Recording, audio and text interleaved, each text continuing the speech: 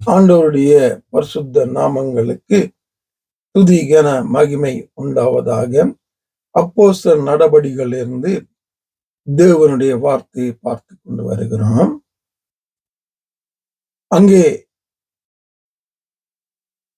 31வது வசனம். அவர்கள் ஜெபம் பண்ணும் போது அவர்கள் கூடி இருந்த இடம் அசைந்தது.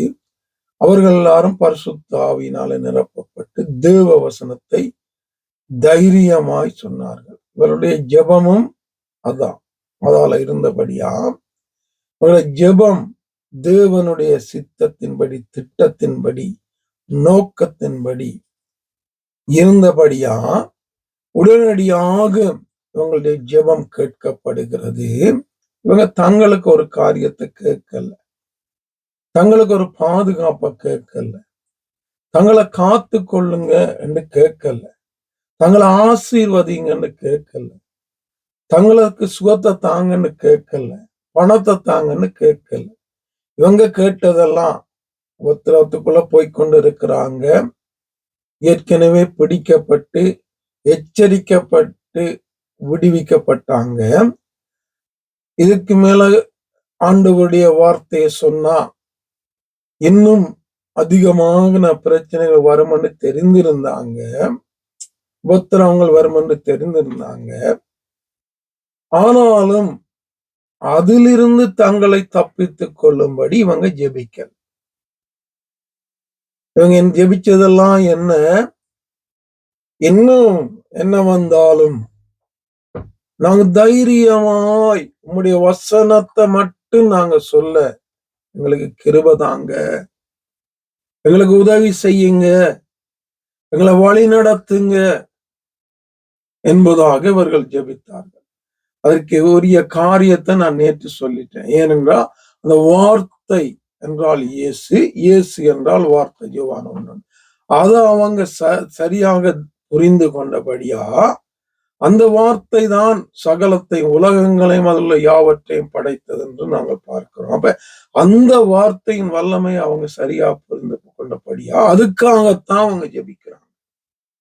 இப்படி அவங்க ஜெபிக்கும் போது வார்த்தையை புரிந்து அறிந்து அதற்கு முக்கியத்துவம் கொடுத்து அந்த தேவ சித்தத்தின்படி அவங்க ஜெபிக்கும் போது அவங்களுடைய ஜெபம் உடனடியாக கேட்கப்படுகிறது. ஆவியானுடைய பிரசன்னத்தை உணர்றாங்க.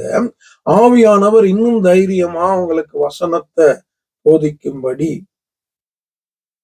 அவங்கள நிரப்புறாரு, நடத்துறாரு. இதை நாங்க எல்லாம் பார்க்கணும். அப்ப ஜெபம் என்பது முக்கியம். அந்த ஜெபம் எப்படி இருக்க வேண்டும் என்பது மிக மிக முக்கியம்.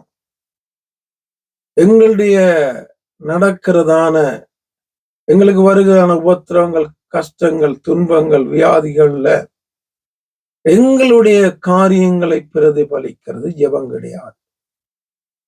அதன் மத்தியிலும் தேவனுடைய நாமத்தை மகிமைப்படுத்துவதற்கு, உயர்த்துவதற்கு, கனப்படுத்துவதற்கு, இதன் மத்தியிலும் எங்களை நீங்க வழிநடத்துங்க ஆண்டவரே, எங்களோடு இருங்கப்பா, இதன் மத்தியில நான் உம்மை கனப்படுத்த வேண்டும், உம்முடைய ஊழியத்தை செய்ய வேண்டும், உம்முடைய ரட்சிப்பை ஜனங்களுக்குள் அறிவிக்க வேண்டும், உம்முடைய சத்தியத்தை சத்தியமாக இந்த சூழ்நிலையிலும் இந்த பாடுகள் மத்தியிலும் நான் சொல்ல வேண்டும்.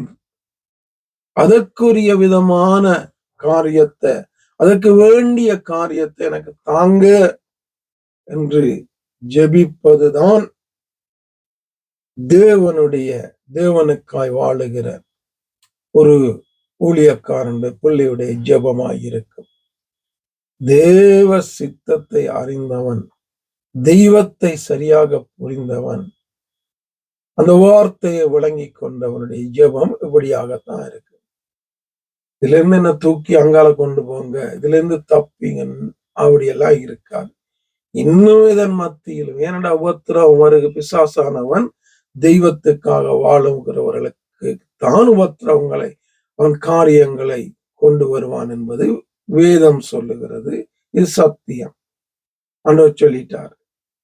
அப்படி இருக்கும்போது அது வரும்போது அதிலிருந்து தப்பித்துக் கொள்வதற்கு ஜெபிக்காதபடி அதன் மத்தியிலும் நின்று இன்னும் தெய்வத்தை மகிமைப்படுத்த கிருபை கேட்பதுதான் தேவன் உடனடியாக பதில் தருகிற ஜெபம்.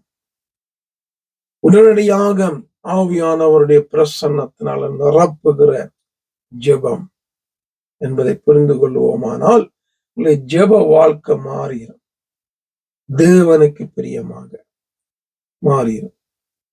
ஆவியானவர் தொடர்ந்து அப்படியாக என்னையும் உங்களையும் வழி நடத்துவாராக. ஆமென்.